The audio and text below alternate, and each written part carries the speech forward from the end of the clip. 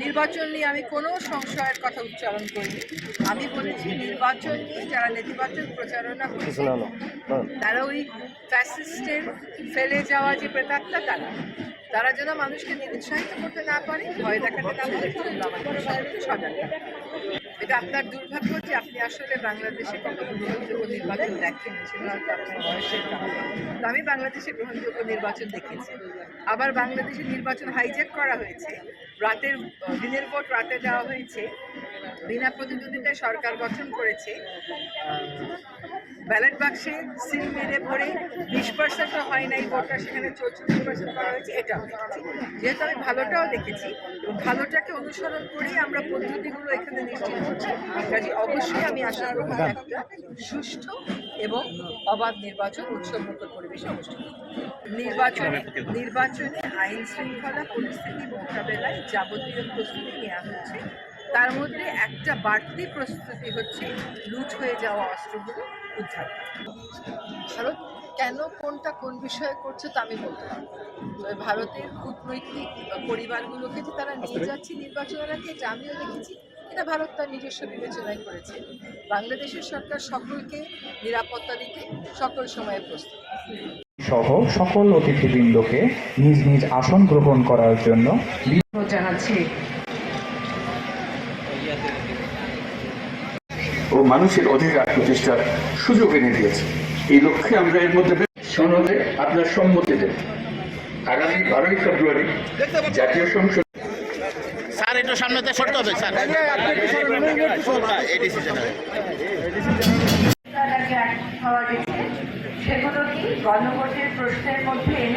Deputy speaker ও সংসদের গুরুত্বপূর্ণ কমিটির সভাপতিরা নির্বাচিত ভাবে কাজ করবে। সংসদে নারীদের প্রতিনিধিত্ব বাড়বে, ক্ষমতার এবং এরকম আরো কিছু গুরুত্বপূর্ণ প্রস্তাব এর মধ্যে রয়েছে।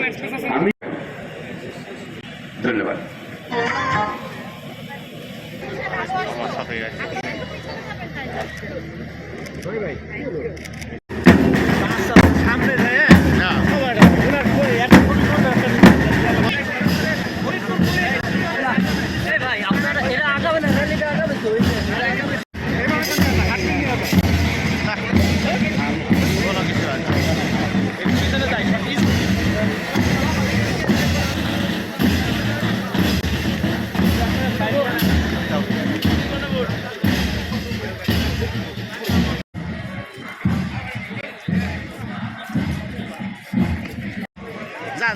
যান এখন চলে যান।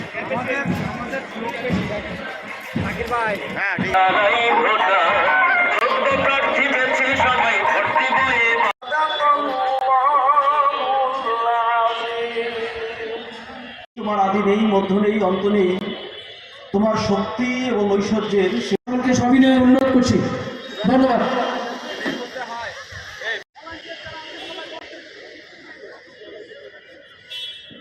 গ্রহণ করুন। আমাদের মঞ্চের সামনে পর্যাপ্ত আসন রয়েছে।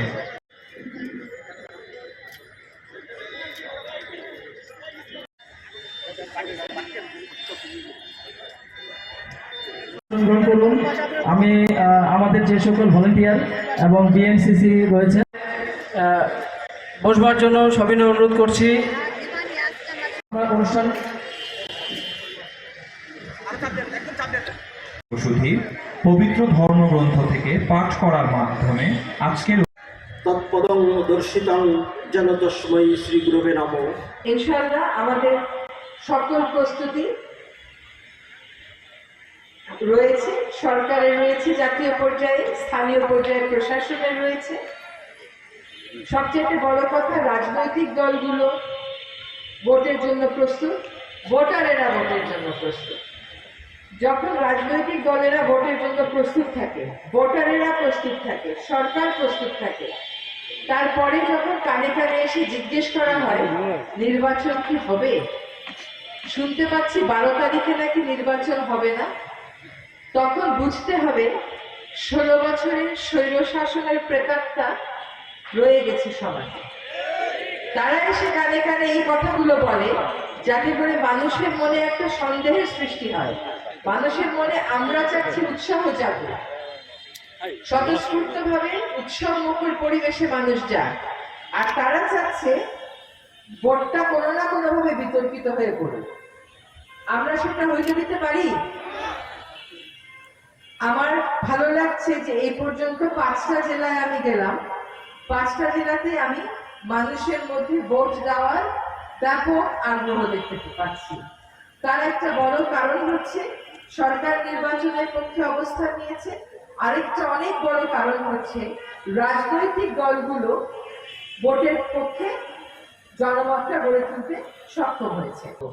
এবার আসি গণভোট। কিছু কিছু পরিবর্তন সংবিধানে আনতে হবে, ক্ষমতার আয়োজনে আনতে হবে, যাতে করে সংবিধানে যে কথাটা লেখা আছে জনগণই হচ্ছে সকল ক্ষমতার উৎস, এই কথাটা বাস্তবে পরিণত হয়। আপনি কোনো সরকারি অফিসে গেলে স্যার বলতে বলতে জীবন শেষ হয়ে যায়, আধা দিন বসে থাকেন, দেখা দেয় না, পদ্ধতি করতে করতে অনেক সময় চলে যায়, মানুষের যে সেবাটা পাওয়া সেই সেবাটা মানুষ পায় না। প্রশাসন জনগণকে সেবা দেবে, জনপ্রতিনিধিরা আইন প্রণয়ন করবে, জনগণকে জনসম্পৃক্তবিহীন একটা সরকার দেখেছি। সেই সরকার পরবর্তী করছি 24শে গণঅভ্যুত্থানে আত্মোৎসর্গকারী সেই সকল শহীদদেরকে এবং জীবনে একটি বড় বার্তা নিয়ে এসেছে। আমরা জানি দীর্ঘ সময় জাতীয় সংসদ নির্বাচন এবং একই সাথে গণভোট অনুষ্ঠিত হবে। এই গণভোট ভোট যেন জয়লাভ করতে পারে, জিততে পারে, জন আকাঙ্ক্ষা পরিবর্তন। এই যে পরিবর্তনটা আমরা দেশে আনতে চাই, এই পরিবর্তনটা যদি আমরা আনতে সত্যিকার অর্থেই চাই, তাহলে আমাদেরকে গণভোটে অংশ নিতে হবে এবং গণভোটে যে আমাদেরকে হ্যাঁতে সিল দিতে হবে।